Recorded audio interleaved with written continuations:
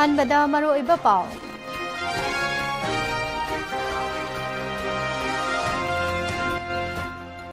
ꯁꯦꯜ ꯊꯨꯝꯒꯤ ꯑꯋꯥꯕ ꯀꯣꯛꯍꯟꯅꯅꯕ chief minister ꯕꯤꯔꯦꯟꯅ ꯁꯦꯟꯇꯔꯗ ꯂꯨꯄꯥ ꯀ꯭ꯔꯣꯔ 700 ꯄꯤꯕꯤꯅꯅꯕ ꯍꯥꯏꯖꯈ꯭ꯔꯦ ꯍꯥꯏꯔꯤ꯫ ꯃꯅꯤꯄꯨꯔꯗ ꯊꯣꯛꯂꯤꯕ ꯏꯔꯥꯡ ꯑꯁꯤꯅ ꯁ꯭ꯇꯦꯠ ꯑꯁꯤꯒꯤ GST ꯈꯣꯝꯒꯠꯄꯒꯤ ꯆꯥꯡ 18% ꯍꯟꯊꯈ꯭ꯔꯦ꯫ ꯃꯣꯕꯥꯏꯜ ꯏꯟꯇꯔꯅꯦꯠ ꯊꯤꯡꯕꯒꯤ ꯃꯇꯝ ꯑꯃꯨꯛꯀꯁꯨ ꯁꯥꯡꯗꯣꯛꯈ꯭ꯔꯦ꯫ ꯀꯣꯟꯁꯇꯤꯇ꯭ꯌꯨꯁꯟ ꯑꯣꯐ ꯏꯟꯗꯤꯌꯥ ꯃꯩꯇꯩ ꯃꯌꯦꯛꯇ ꯐꯣꯡꯗꯧꯔꯤ꯫ ꯄꯨꯋꯥꯔꯤꯒꯤ ꯇꯥꯡꯀꯛ ꯑꯃ ꯑꯣꯏꯍꯧꯔꯒꯅꯤ ꯍꯥꯏꯅ ꯆꯤꯐ ꯃꯤꯅꯤꯁꯇꯔꯅ ꯐꯣꯡꯗꯣꯛꯈ꯭ꯔꯦ꯫ ꯁ꯭ꯂꯣꯞꯂꯦꯟ ꯄꯕ꯭ꯂꯤꯛ ꯁ꯭ꯀꯨꯜꯒꯤ ꯕꯣꯔꯗꯤꯡꯗ ꯃꯍꯩꯔꯣꯏ ꯑꯃ ꯊꯧꯔꯤ ꯌꯥꯟꯗꯨꯅ ꯁꯤꯔꯝꯂꯦ ꯍꯥꯏꯔꯤ꯫ ꯁꯉꯥꯏ ꯐꯦꯁꯇꯤꯚꯦꯜ ꯀꯨꯝꯁꯤ ꯆꯍꯤꯒꯤ ꯑꯣꯏꯅ ꯄꯥꯡꯊꯣꯛꯅꯅꯕ ꯊꯧꯔꯥꯡ ꯇꯧꯈꯤꯗ꯭ꯔꯦ꯫ ꯔꯤꯒꯨꯂꯔ ꯍꯦꯗ ꯂꯩꯇꯕꯅ ꯂꯩꯉꯥꯛꯀꯤ ꯁ꯭ꯀꯨꯜꯁꯤꯡ ꯆꯂꯥꯏꯕꯗ ꯈꯨꯗꯣꯡꯆꯥꯗ꯭ꯔꯦ ꯍꯥꯏꯕ ꯋꯥꯐꯝ ꯐꯣꯡꯗꯣꯔꯛꯂꯤ꯫ ꯃꯈꯥ ꯇꯥꯕ ꯈꯣꯡꯊꯥꯡ ꯂꯧꯈꯠꯅꯅꯕ ꯃꯤꯐꯝ ꯐꯝꯂꯒꯅꯤ ꯍꯥꯏꯅ STDCMꯅ ꯐꯣꯡꯗꯣꯛꯈ꯭ꯔꯦ꯫ ꯃꯅꯤꯄꯨꯔ ꯌꯨꯠ ꯑꯦꯟ ꯁ꯭ꯇꯨꯗꯦꯟꯠꯁ ꯌꯨꯅꯤꯌꯟꯒꯤ ꯑꯅꯤꯁꯨꯕ ꯐꯥꯎꯟꯗꯦꯁꯟ ꯗꯦ ꯄꯥꯡꯊꯣꯛꯈ꯭ꯔꯦ꯫ ꯃꯇꯝ ꯉꯥꯛꯄ ꯍꯥꯏꯕꯁꯤ ꯆꯥꯎꯈꯠꯄ ꯈꯨꯟꯅꯥꯏ ꯑꯣꯏꯔꯛꯅꯕꯒꯤ ꯑꯍꯥꯟꯕ ꯈꯣꯡꯊꯥꯡꯅꯤ ꯍꯥꯏꯅ ꯎꯗꯣꯏ ꯂꯨꯋꯥꯡꯅ ꯐꯣꯡꯗꯣꯛꯈ꯭ꯔꯦ꯫ ꯇꯣꯝꯕꯤꯡꯒꯤ ꯃꯊꯛꯇ FIR ꯂꯧꯈꯠꯂꯛꯄ ꯌꯥꯅꯤꯡꯗꯦ ꯍꯥꯏꯅ ITLFꯅ ꯐꯣꯡꯗꯣꯔꯛꯂꯤ꯫ PMGSYꯒꯤ ꯃꯈꯥꯗ ꯖꯤꯔꯤꯕꯥꯝ ꯗꯤꯁꯇ꯭ꯔꯤꯛꯇ ꯁꯦꯝꯒꯠ ꯁꯥꯒꯠꯂꯤꯕꯁꯤꯡ ꯃꯤꯅꯤꯁꯇꯔ Y ꯈꯦꯝꯆꯥꯟꯅ ꯌꯦꯡꯁꯤꯟꯈ꯭ꯔꯦ꯫ ꯀꯨꯀꯤ ꯃꯤꯂꯤꯇꯦꯟꯠꯁꯤꯡꯅ ꯍꯥꯠꯈ꯭ꯔꯦ ꯍꯥꯏꯔꯤꯕ ꯕꯤꯔꯦꯆꯟꯗ꯭ꯔ ꯑꯃꯁꯨꯡ ꯃꯍꯥꯛꯀꯤ ꯂꯣꯏꯅꯕꯤ ꯄꯤꯁꯛ ꯃꯆꯥꯒꯤ ꯍꯛꯆꯥꯡ ꯄꯥꯡꯒꯣꯡꯅ ꯁꯥꯔꯒ ꯃꯊꯧ ꯃꯉꯝ ꯄꯥꯡꯊꯣꯛꯂꯒꯅꯤ ꯍꯥꯏꯔꯤ꯫ ꯀꯨꯀꯤ ꯃꯤꯂꯤꯇꯦꯟꯠꯁꯤꯡꯒꯤ ꯃꯈꯨꯠꯇ ꯄꯨꯟꯁꯤ ꯂꯣꯝꯈ꯭ꯔꯕꯤ ꯑꯕꯦꯝꯆꯥꯒꯤ JSCꯒ ꯂꯩꯉꯥꯛꯀ ꯌꯥꯅꯕ ꯄꯨꯔꯛꯈ꯭ꯔꯦ꯫ ꯉꯁꯤ ꯑꯔꯣꯏꯕ ꯏꯀꯥꯏ ꯈꯨꯝꯅꯕ ꯎꯠꯂꯒ ꯂꯩꯔꯣꯜ ꯆꯠꯂꯒꯅꯤ ꯍꯥꯏꯔꯤ꯫ ꯃꯅꯤꯄꯨꯔ ꯊꯨꯒꯥꯏꯕ ꯄꯥꯝꯕ ꯀꯨꯀꯤ MLA ꯆꯩꯔꯥꯛ ꯄꯤꯅꯅꯕ ꯏꯃꯥꯒꯤ ꯃꯩꯔꯥꯒꯤ ꯑꯔꯣꯏꯕ ꯋꯥꯐꯝ ꯅꯤꯡꯊꯧꯀꯥꯕ ꯐꯥꯎꯕꯗ ꯆꯩꯔꯥꯛ ꯄꯤꯗ꯭ꯔꯕꯗꯤ ꯃꯊꯪ ꯅꯨꯃꯤꯠꯇꯒꯤ ꯁ꯭ꯄꯤꯀꯔ ꯑꯃꯁꯨꯡ BJP ꯄ꯭ꯔꯁꯤꯗꯦꯟꯠꯒꯤ ꯃꯊꯛꯇ ꯈꯣꯡꯖꯪ ꯆꯪꯁꯤꯜꯂꯒꯅꯤ ꯍꯥꯏꯅ ꯐꯣꯡꯗꯣꯛꯈ꯭ꯔꯦ꯫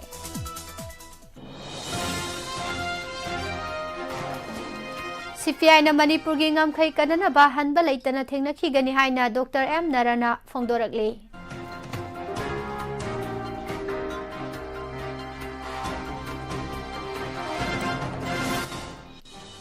ꯅꯤꯁꯤꯄ꯭ꯔꯤꯌꯥ UN ꯀ꯭ꯂꯥꯏꯃꯦꯠ ꯀꯣꯟꯐꯔꯦꯟꯁ ꯌꯥꯎꯕ ꯉꯝꯗꯕꯒꯤ ꯐꯤꯚꯝꯗ ꯂꯩꯔꯦ ꯍꯥꯏꯕ ꯋꯥꯐꯝ ꯐꯣꯡꯗꯣꯔꯛꯂꯤ꯫ ꯑꯃꯗꯤ ꯑꯥꯔꯠ ꯐꯣꯔꯝꯁꯤꯡ ꯌꯣꯛꯈꯠꯄꯗ CMATꯅ ꯑꯆꯧꯕ ꯃꯇꯦꯡ ꯑꯣꯏꯔꯤ ꯍꯥꯏꯕ ꯋꯥꯐꯝꯁꯨ ꯐꯣꯡꯗꯣꯔꯛꯂꯤ꯫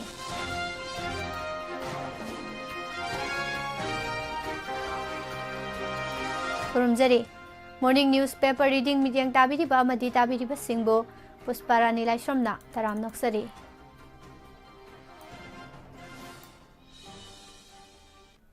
ꯉꯁꯤꯒꯤ ꯍꯦꯗꯂꯥꯏꯟꯗ ꯌꯥꯎꯔꯤꯕ ꯃꯔꯨꯑꯣꯏꯕ ꯄꯥꯎꯁꯤꯡ ꯁꯟꯗꯣꯛꯅ ꯃꯤꯌꯥꯝꯗ ꯄꯤꯖꯔꯤ꯫ ꯃꯅꯤꯄꯨꯔꯗ ꯊꯣꯛꯂꯤꯕ ꯋꯥꯊꯣꯛ ꯑꯁꯤꯅ ꯃꯔꯝ ꯑꯣꯏꯔꯒ ꯍꯧꯈꯤꯕ ꯃꯦꯒꯤ ꯇꯥꯔꯤꯛ 6ꯗꯒꯤ ꯁ꯭ꯇꯦꯠ ꯑꯁꯤꯗ ꯃꯣꯕꯥꯏꯜ ꯏꯟꯇꯔꯅꯦꯠ ꯑꯃꯗꯤ ꯕ꯭ꯔꯣꯗꯕꯦꯟꯗ ꯁꯔꯚꯤꯁ ꯄꯨꯝꯅꯃꯛ ꯊꯤꯡꯖꯤꯟꯗꯨꯅ ꯂꯥꯛꯈꯤꯕ ꯑꯗꯨ ꯉꯔꯥꯡꯗꯒꯤ ꯃꯈꯥ ꯇꯥꯅ ꯅꯨꯃꯤꯠ 5ꯅꯤ ꯑꯃꯒ ꯁꯥꯡꯗꯣꯛꯂꯒ ꯅꯣꯚꯦꯝꯕꯔꯒꯤ 12ꯒꯤ ꯅꯨꯡꯊꯤꯜ ꯄꯨꯡ 8:45 ꯐꯥꯎꯕ ꯏꯟꯇꯔꯅꯦꯠ ꯁꯔꯚꯤꯁ ꯊꯤꯡꯈꯤꯒꯅꯤ ꯍꯥꯏꯅ ꯃꯅꯤꯄꯨꯔ ꯂꯩꯉꯥꯛꯀꯤ ꯀꯃꯤꯁꯅꯔ ꯍꯣꯝ ꯇꯤ ꯔꯟꯖꯤꯠꯅ ꯈꯨꯌꯦꯛ ꯄꯤꯗꯨꯅ ꯊꯥꯗꯣꯔꯛꯄ ꯆꯦꯔꯣꯜ ꯑꯃꯗ ꯈꯪꯍꯜꯂꯛꯂꯤ꯫ ꯃꯅꯤꯄꯨꯔꯗ ꯍꯧꯈꯤꯕ ꯃꯦ ꯊꯥꯗꯒꯤ ꯁꯦꯞꯇꯦꯝꯕꯔ ꯐꯥꯎꯕꯗ ꯀꯥꯡꯂꯨꯞꯀꯤ ꯏꯔꯥꯡ ꯂꯩꯕꯅ ꯁꯦꯜ ꯊꯨꯝꯒꯤ ꯐꯤꯚꯝ ꯐꯠꯁꯤꯜꯂꯛꯇꯕ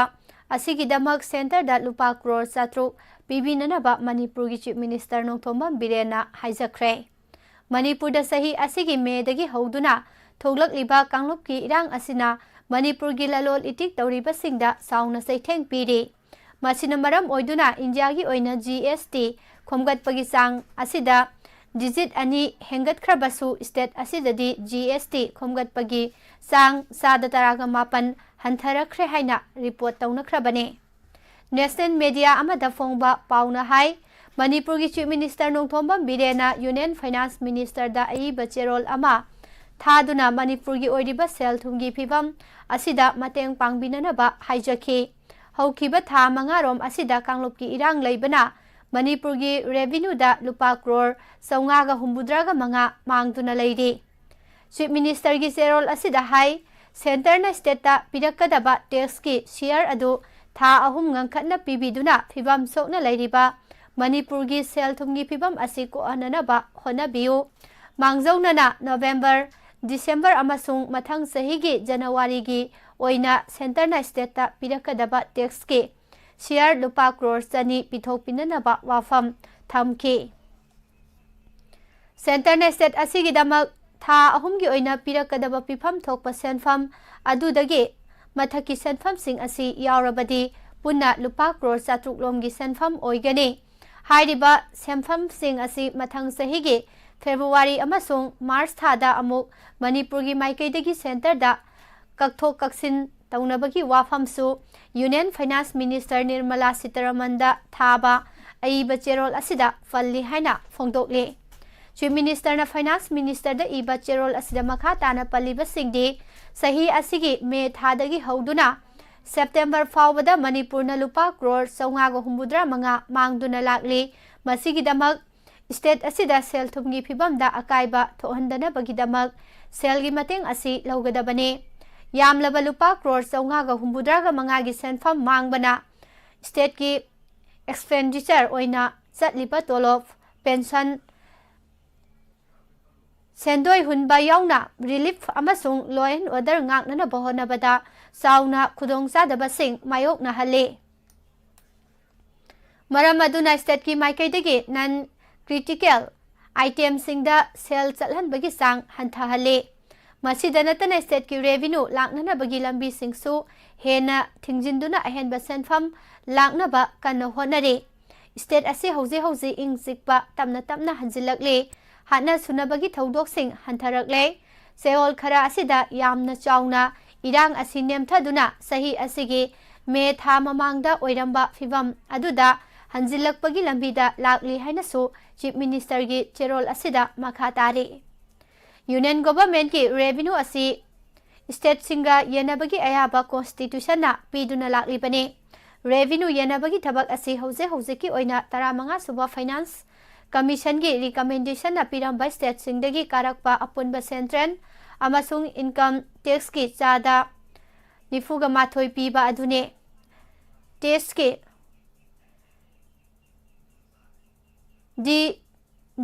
division pulda chada amadagi tana piba state singi manungdasu Manipur salibane.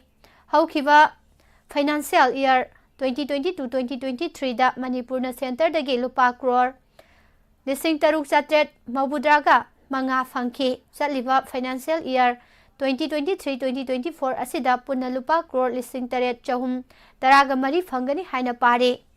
Masi tha amada lupa crore 7,8 gi sangdani hengal agriba senfam asi mamangi financial year ga yengnarubada sadani palomni haiba wafamsu phongdorakle.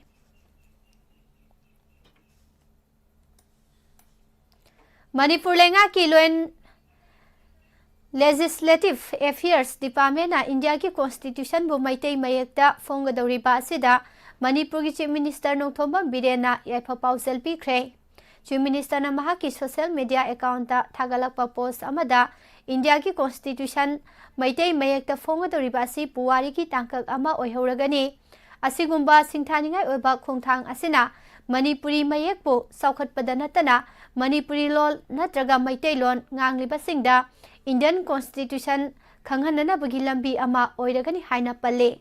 Hiram asiga mari leinana Chief Minister na pipa pausel amada hai Manipur lenga ki law amasung Legislative Affairs Department na Constitution of India ge Diglot Edition English Manipuri ama puthokadawri loinana masi Manipuri mitai mayek script phonggadawri.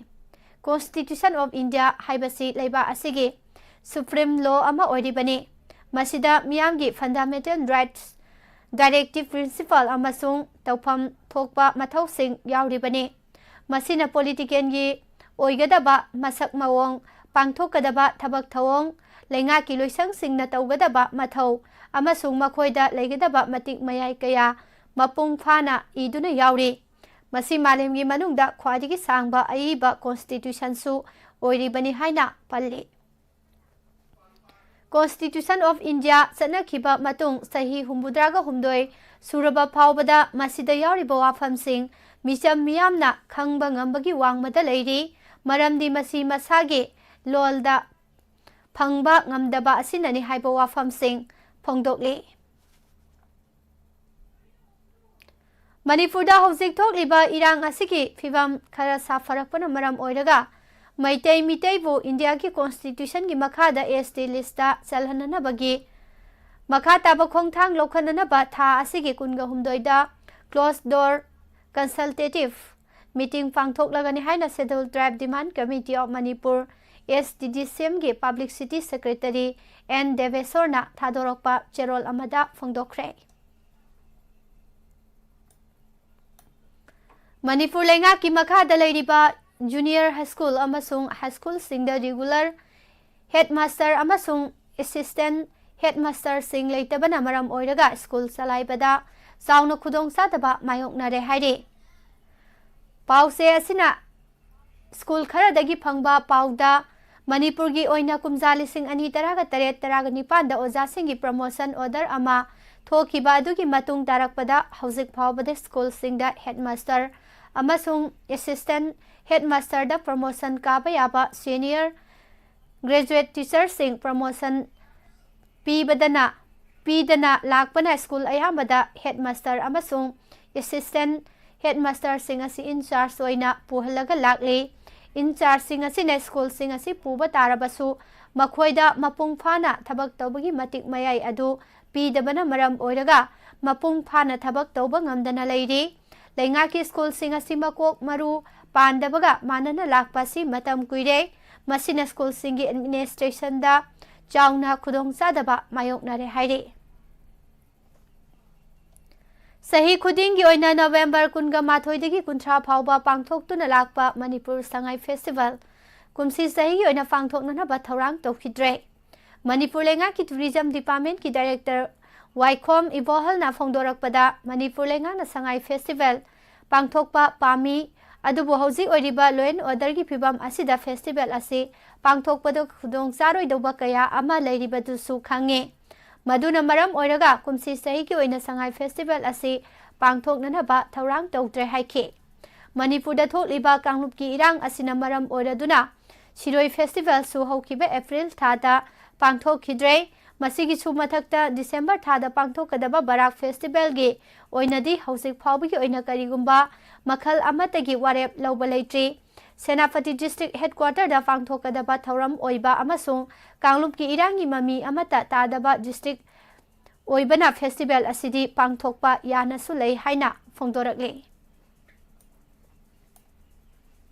Thawal District ki Khongjom Police Station ki manung channa Khongjom Soil Village da leiba Slopland Public School ki boarding da leiba class 12 science tamlipa mahiroi ama thauri yantuna siramle mahiroi thauri yantuna sibagi pau tabagi school da Khongjom Police Station ki team ama laktuna yengsin khibaga loinana case ama su laukhat khre haire leikidraba mahiroi asi kongba usekondagi ne police tagi phangba pau gi matung ina mahiroi asina mahaki boarding gi ka gi Faidel da mahak amadi mamanabagi mopak phidak ani samjinaraga thauri yalam khibani haire। School gi maikaidagi police ta phongdorakpagi matung ina mahiroi asi kok sikpana maram oiraga masa nungaite haiduna ngarangi oina class yautana mahaki kada lehauki matam aduda boarding gi warden asu Sinares tablet ama pijaraga thamlamki warden school adugi akoibada chatluraba matung kada sanglakpa pawasi makhatana pijari।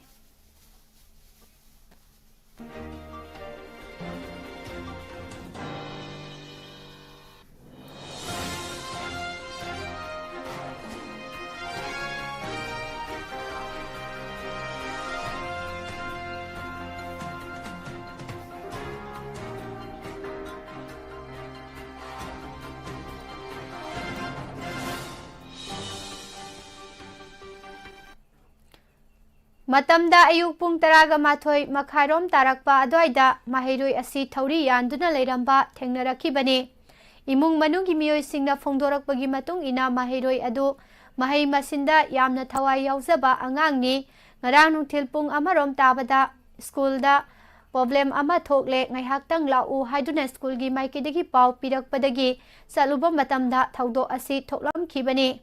school aduda forensic science team ama sulaktuna yengsilaba matung asiba haksang adu lautharaga postmortem gi damak Jamninski mokta thamkhre hai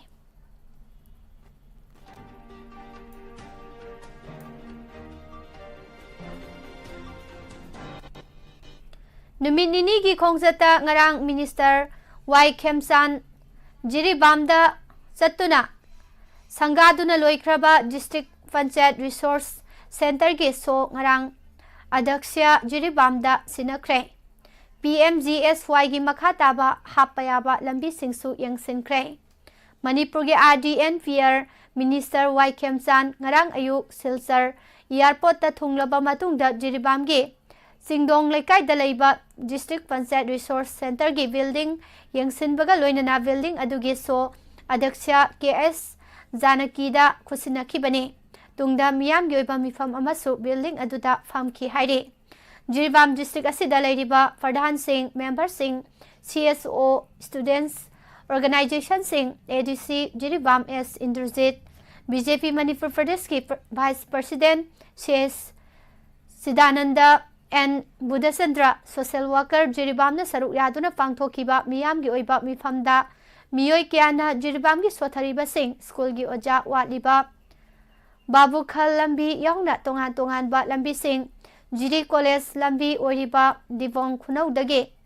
Kadam Talagi lambi hospital gi oiriba fibam singna chingba Singh wakatke loinana minister gi maikedagi su tawba yaba tawge amadi tawba yadaba Singh aduna mathak thongba Singh da haiduna khanghan jage haiba wafam Singh thamki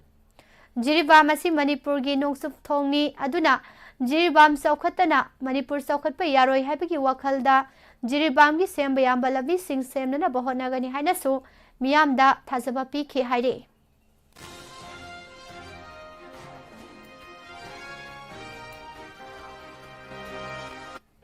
Indigenous Tribal Leaders Forum ITLF ki General Secretary Muan Tombingi mathakta FIR lokhalakpa sing maram sade amasung yaningde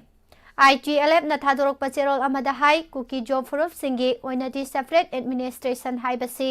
me thada irang hobadagi demand tawduna laklabani Constitution gi makhada political solution ama purakadabani hainasu mamangda mayak sengna thamkhrabani maramaduna Tombingi mathakta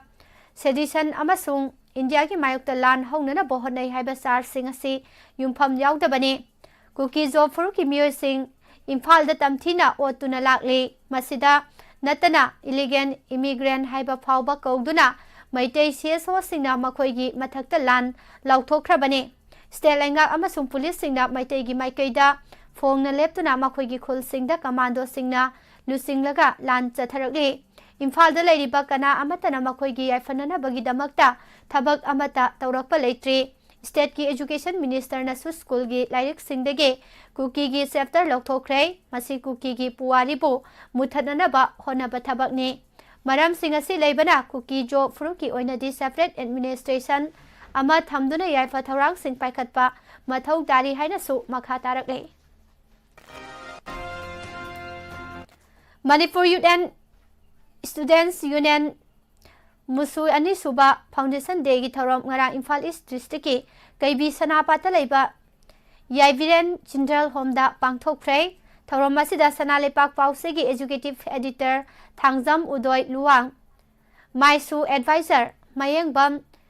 Amutombi Cultural Activist Ningthaujam Nabakanta Maisu gi President Wahengbam Tanu Chanuna President Member Singh oiduna saruk yakre November 3 Kangsup Singkhong da kuki narco terrorist singna nomaina kapadagi panduna sokpadagi laikhidrabi khoirakpam ningol leichonbam ongbi abemsa leimagi haksang lenga kayanaba purakpadagi ngasi aroiba mathaumangam pangthoklagani haire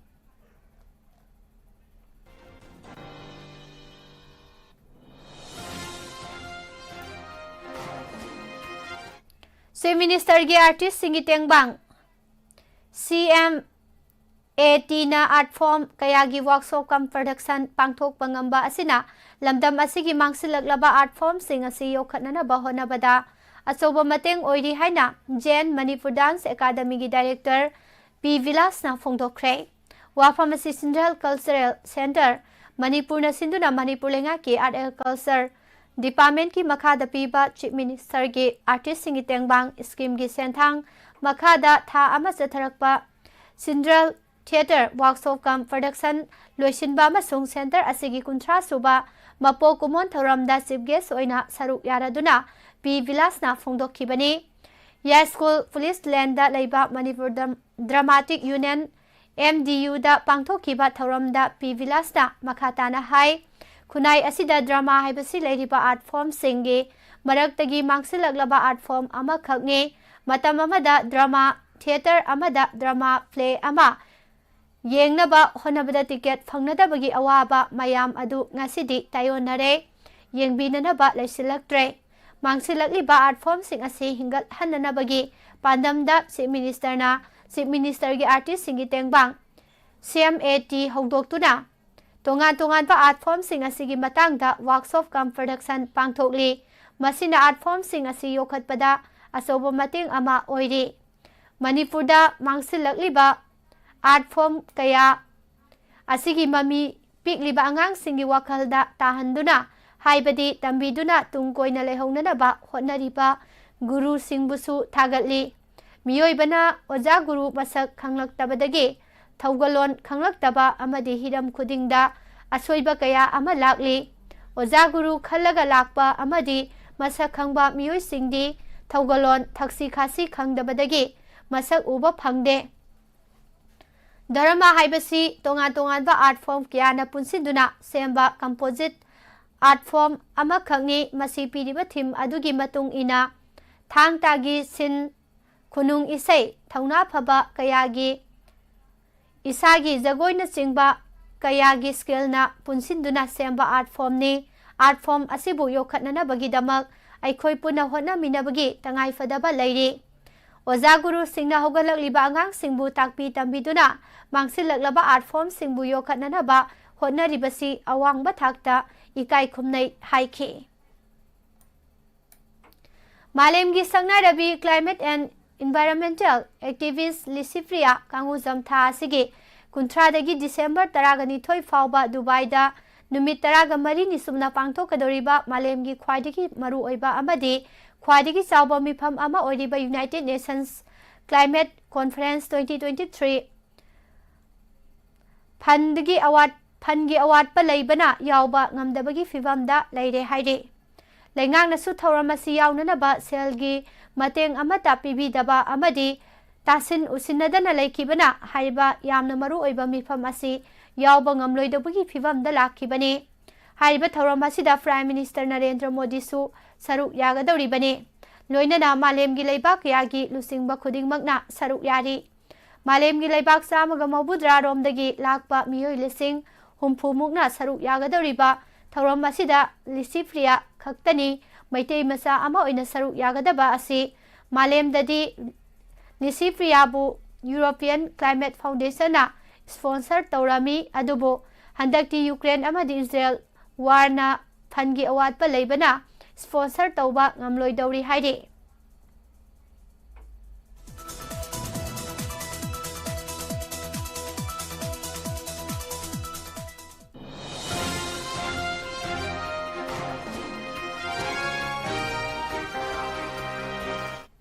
Mitay bu India gi constitution gi ngaklo piduna schedule trap list ta salhanana bagi khongjang gi saruk ama oina November kundagina December kun phauba tha ama chupna pangthokadoriba mass miscall campaign asida miyoi lakh manga romna saruk yabiyu haina mitay tribe union gi maikidagi phongdokre soibam laikai wangkhai khunau dalaiba mitay tribe union ge office ta kanglai pak kanba love KKL World Mitay Council WMC Salaikan Baluf SKL ga puna khusam naduna pangthokiba paugi mifamda Mitay Tribe Union gi Secretary Administration Mutum Suramani na hai Manipur da chaurakna Mitay lakh 15 rom leirabasu miyoi loinamak mobile phone सिजिन्नबा ओइदबना लाख 5 खक target तौबनी था अमा चुपना चथगदबा mass campaign असिदा mobile number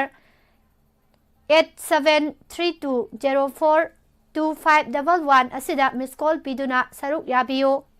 कनागुंबना mobile number असिदा मिस कॉल हेक पीबगा मिस कॉल पीरिबा मियोय अदुसु तरामना ओकपगी वॉइस मेसेज अमा लाकने लोइनना मिस कॉल पीरिबा मियोय अदुगी मिंग अमदी लेफम रिप्लाई तौरकननबा हाइरकने मिंग लेफम पिरकपा मियोय सिंगी रेकॉर्ड निंगथिना थमजिंदुना Meetei Meitei सिंगना schedule tribe demand तौरिबा सिदा मियोय क्याना सपोर्ट तौरबगे हाइबदो लैंगाक अमदी मियामदा खंगनबदा अचौबा मतेंग अमा ओइगने मरम अदुना मियामना मास मिस कॉल कैंपेन असिबु मपुंग फाहनबदा मतेंग पांगबियु हाइरे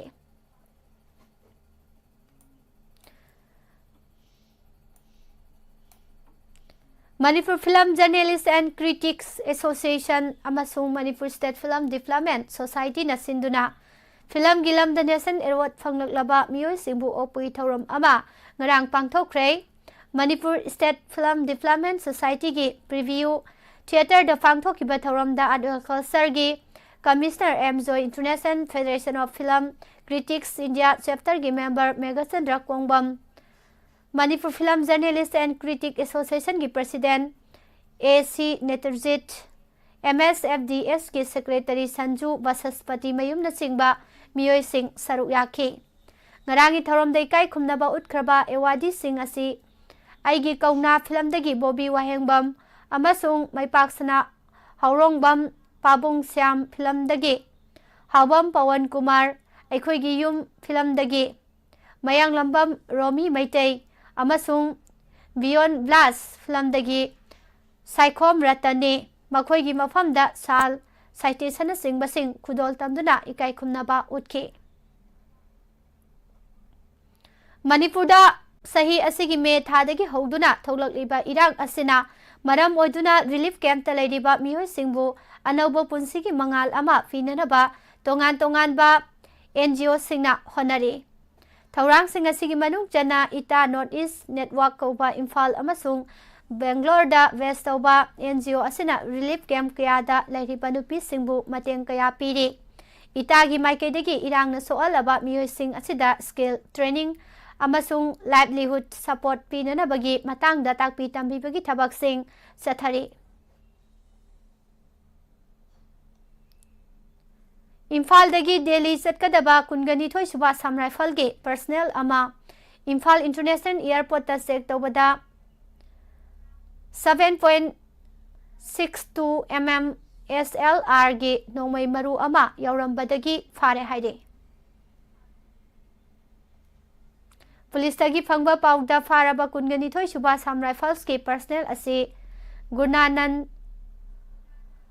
Saube Maji Sahi Yankai Gataruk Apokpa Hari Datta Chobe Kawe West Delhi ki Uttam Nagar dagi ni haire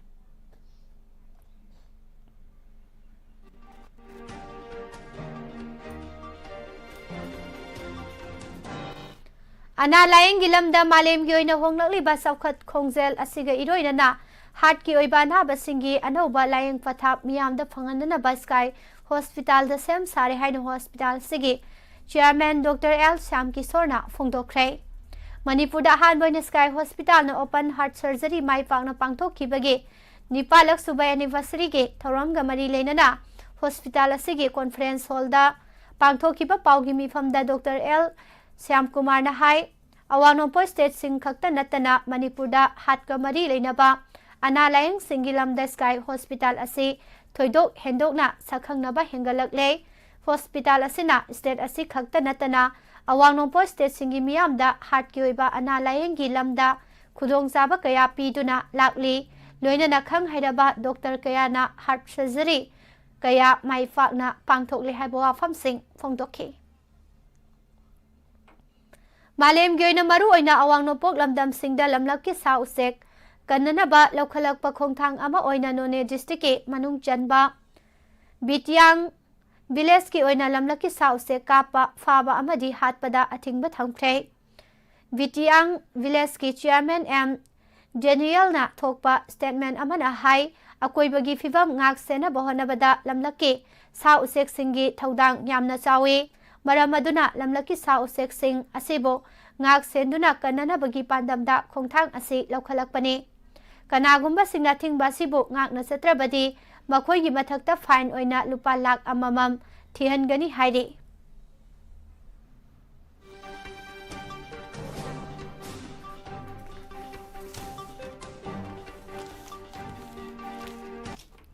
मखा तारकपदा मपान गइबा पाउ खरदंग पिजरी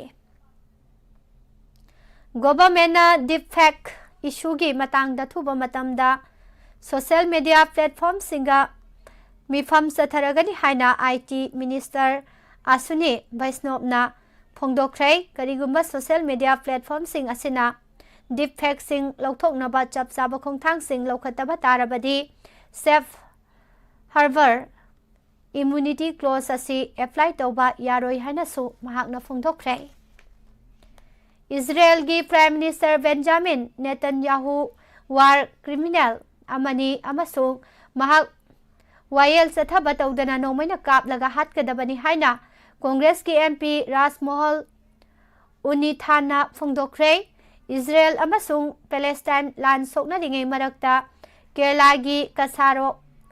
कासारोगोता पैलेस्टाइन बो सौगतपा उतुना पांगथोकपा रैली अमदा वा ngangbada mahakna wafam asi phongdokhibani haire Congress की लुसिंगबा राहुल गांधी ना मोदी की युमना की मतंग द फोंदोखिबा वाफम ग मरी लेनना महाकी मायोक्ता डिफेमेशन केस अमा फाइल तौखिबा बीजेपी की लीडर पूर्णेश मोदी नहान दादरा नगर हवेली अमसुंग दमन दीव की political affairs charge सिनखरे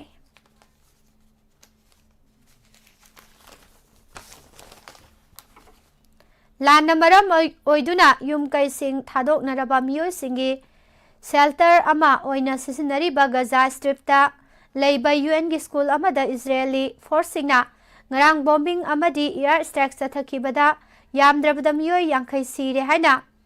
enclave achigi hamas na salaiba health ministry gi official amana phongdokhre Myanmar gi Rakhine state ta military junta amasung ethnic group singi marakta inau nauna lan kansilakhi baga loinana lamdam asida miyoi lising kunga taruk hena mayum makai thadok tuna lanjenari haina United Nations na फोंदोखरे पाकिस्तान की Khyber Pakhtunkhwa province के capital Peshawar दलेरिबा illegal Afghan लिसिंग कया तकथोकनबा provincial government अचौब operation अमा launch तौननबा वारेप लौरे हाइना सीनियर ऑफिशियल अमना ngarang फोंदोखरे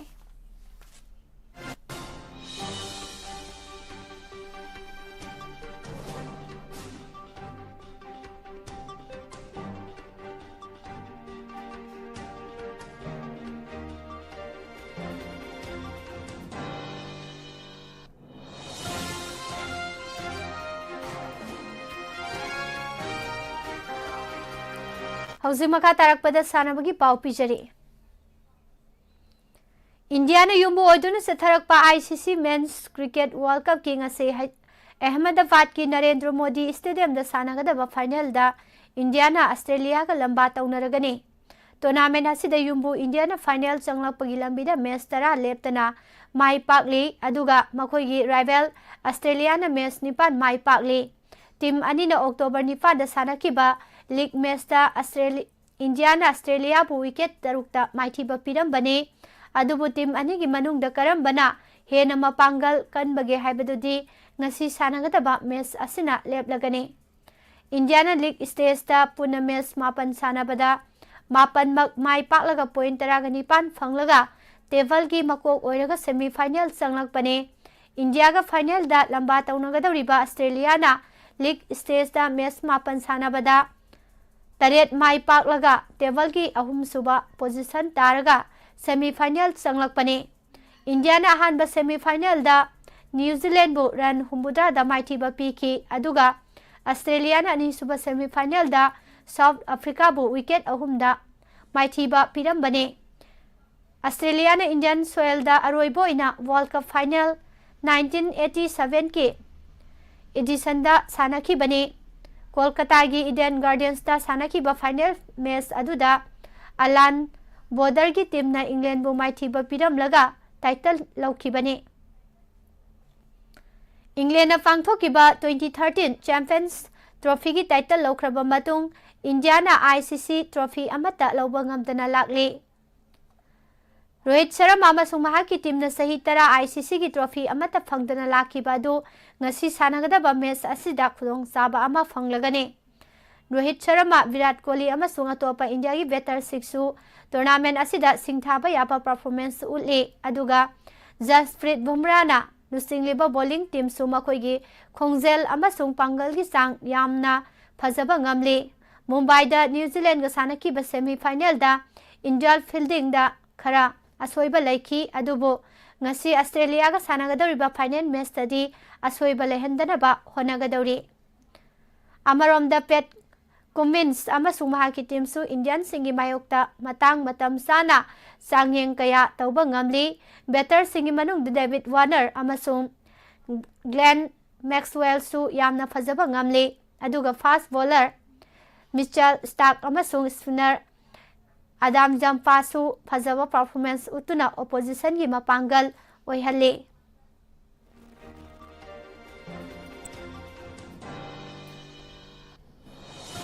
डेनमार्क की मिडफील्डर थॉमस डेलानीना अनी सुबह हफ्ता सनकीबा गोल की मतेंगना इराय नुमिता सानाकीबा क्वालिफाइंग टूर्नामेंट स्लोवेनिया बु गोल अनी अमदा माइथीबा पिदुना ग्रुप आइस की मको ओइदुना यूरो 2024 क्वालिफाई ओइख्रे। इंग्लैंड सु माल्टा बु अनी सिनोदा थोइरमलगा ग्रुप सी की मको ओइबा ngamkhre।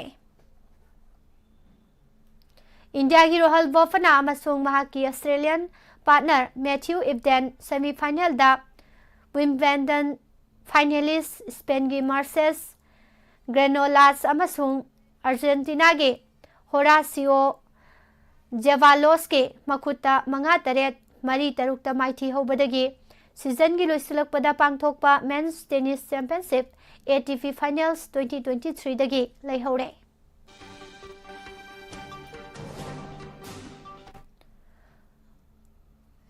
ऑलराउंडर हार्दिक पांड्या खुंगनिंग सोकपा मपुंग फाना फगतपा ngamdabana सूर्यकुमार यादव ना ऑस्ट्रेलिया का सानागदौरिबा T20 इंटरनेशनल होम सीरीज ता इंडिया की टीम लुसिंगलगनी हाइना मीडिया की रिपोर्ट अमगी मतुंग इना फोंदोरकले। मैच मंगा की T20 इंटरनेशनल सीरीज असि नवंबर 19 दा विजाकता सानादुना हौदोकनी अमसुंग अरोइबा मैचना दिसंबर 3 दा हैदराबाद ता सानागनी। मीडिया रिपोर्ट असिगी मतुंग इना हाई अजित अगाकरना लुसिंगबा सिलेक्शन कमिटी ना 2023 वर्ल्ड कप ता खोंगिंग दा असोकपा नंखिबा ऑलराउंडर हार्दिक पांड्या मपुंग फाना फगतनबा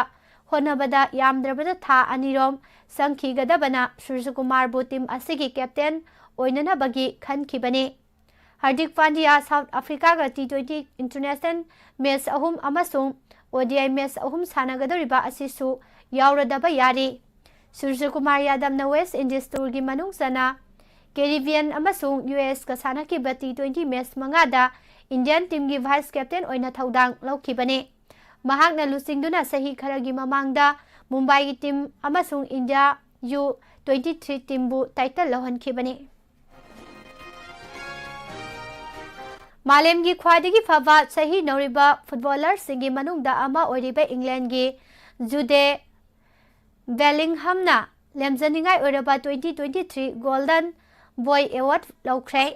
मसाई सही कुनसुरबा सानारोय असिना England बुरुसिया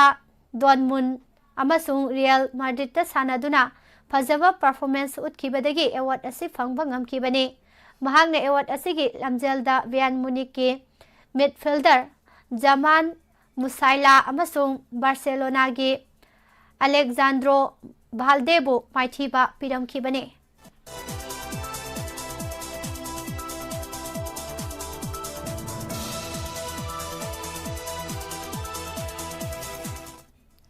Tokyo 2020 Olympic champion Denmark की विक्टर एंजेलसेन जापान की ओबायाशी ताकुमाबु स्टेट गेम द माइथीबा पिदुना जापान मास्टर 2023 दा final संख्रे। Jamaica gi sprinter Christopher Taylor anti-doping rule khongoi nabagi tha kuntra athingba thamle haina Athletics Integrity Unit AIU na irai numita laukthokre. Manipur Fencing Association MFA na sinduna ngarangdagi 18 suba Governors Cup State Level Fencing Championship 2023 CNERC Tagyal Patke Indoor Stadium the International Fencer Waikom Soniana Ottaking Logduna Hogdokre. New Delhi gi Talkatora Indoor Stadium da Karate Association of Delhi na yumbu oiraga ngarangdagi hogdokiba KIO All India Sub-Junior Karate Championship 2023 da Manipur gi lamnganbi Soramna goal ama yauna medal ani logduna Manipur gi account hangba ngamkre.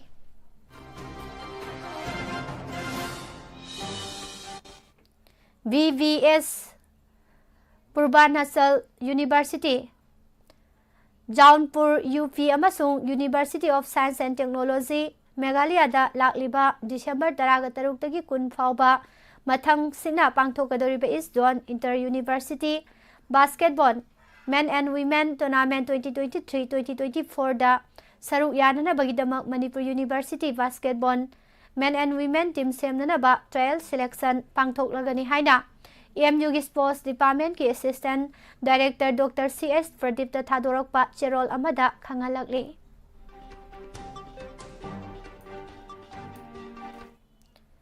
Confederation of African Football CAF Awards 2023 gi men's category gi nominees sing irai numita laukthokre hairi. Sahi asigi Player of the Year award ki damak makok thongba sanaroi tara shortlist tawkre makhoi gi manungda Napoli da sanariba Victor Osimhen amasung Al Nassr gi Sadio Mane yaure. Award asigi nominate tawrakraba players sing asi Player of the Year Menda Riyad Mahrez Andre Franks Jumbo Anguissa Vincent Abubakar Muhammad Salah Ashraf Hakimi Sofian Amrabat Yasin Bono Youssef and Nesiri Victor Osimhen amasung Sadio Mane Goalkeeper of the Year da Muhammad El Sanawe Yasin Bono Andre Onana Ronwen William amasung Edward Mendini. Interclub Player of the Year da Ayman Mahiyes Zinedine Bellet Fistal Maili Muhammad Abdel Monim Muhammad El Sanawe Sahiya Atiyat Allah Yaya Javren Peter Sululile Parsital amasung Ali Maluni. Young Player of the Year da Dengo Autala Abdesamat Uzal Jawli Vilan El Khanos Leman Camera amasung Amra Diop ni hairi.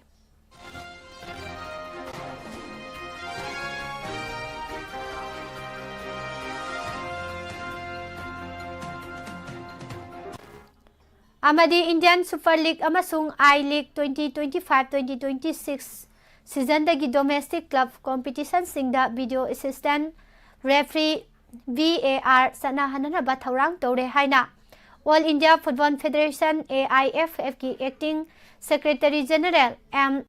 Saitanarayan na phongdokre.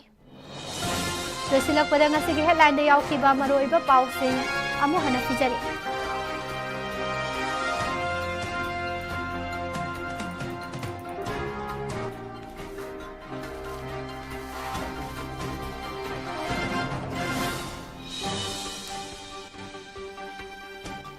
Selthumgi awaba ko hanana ba Chief Minister N Birena Center da lupa crore chatruk bibinana bahai sakre. Manipur da tholi be irang asine state asigi GST khomgat pagisang sada taraga mapan hanthakre haide. Internet hingbagi matam amuka sunumit mangani sangdokre. Constitution of India Maitei Mayekta phongadauri. Warigi tangkak ama oheuragani haida Chief Minister na phongdokre. Slopeland Public School की boarding दा mahiroi ama thori yanduna siramle Sangai Festival kumsi sahi oina pangthoknana ba thorang tokidre Regular head leitabana lenga ki school sing solai bada khudong sa de haibo wafam phongdorak Makha taba khongthang lokhanana ba mi pham lagani haina STD sem gi maikaidagi phongdokre Kuki militant singi kutta punsi lomkhrabi abemsa gi JSC ga lena kayana ba purakre ngasi aroi baikai thumna ba ullaga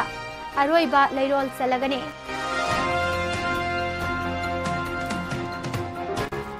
Manipur thugai ba pamba kuki MLA tara cherak pinana ba imagi maira gi aroi ba wafam ningthau ka ba phawbada cherak pidrabadi mathang numitagi speaker amasung BJP president gi mathakta khongjang sangsilagani haina warep khai Tombingi matakta FIR lokhalak pa yaning di haina ITLF ki maikidagi phongdorakle PMGSY gi makhada Jiribam district ta semgat sagali basing minister Y Khemzana yangsinkhre Lisifria UN climate conference awba ngamdabagi fibam amada leire haire Kuki militant singna hat khre hariba Brisendra amasung mahaki loinabi Bisak masagi haksang panggong na saraga mathaw mangam pangthoklagani hairi Amadi art form sing yokhatpada CMAT na achoba mateng oiri haiba wafam phongdorakre